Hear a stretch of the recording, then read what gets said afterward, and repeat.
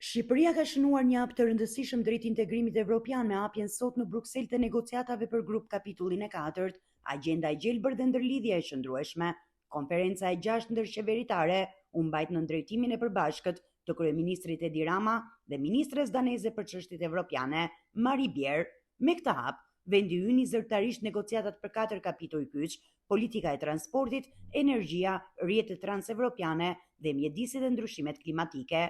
Ky proces është pjesë e përpjekjeve të Shqipërisë për t'i dhënë një impuls reformave strategjike dhe për të përmbushur kriteret e antarësimit në Bashkimin Evropian. Komisionerja për zgjerimin e Bashkimit Evropian, Marta Kroes, vlerësoi ecurinë e Shqipërisë duke e cilësuar si mbreslënëse dhe duke theksuar se vendi ka bërë përparim të dukshëm në rrugën evropiane, duke hapur tashmë 5 grup kapituj dhe gjithsej 28 kapituj negociues.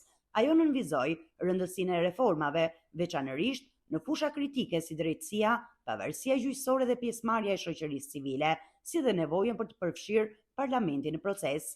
Sidomos gjatë këtij viti, pavarësisht zgjedhjeve që janë zhvilluar, dhe e dim që reformat që ju kërkojmë kandidatët tanë ndonjëherë nuk janë të lehta, kërkojnë ndryshime themelore. Për vendi juaj i dashur kryeministër, po tregon që mund të bëhet. Shqipëria po tregon që ndryshimi pozitiv është i mundur.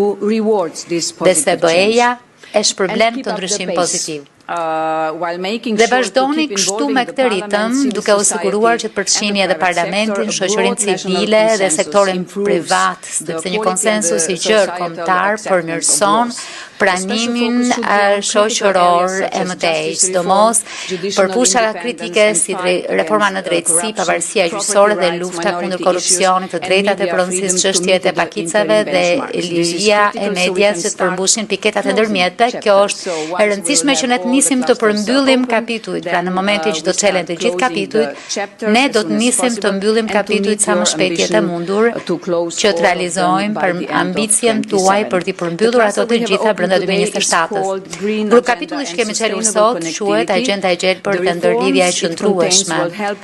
Reformat që përmban ndihmojnë që rritja ekonomike e Shqipërisë të shkojë krah për krah me mbrojtjen e pasurisë jashtëzakonshme natyrore të Shqipërisë.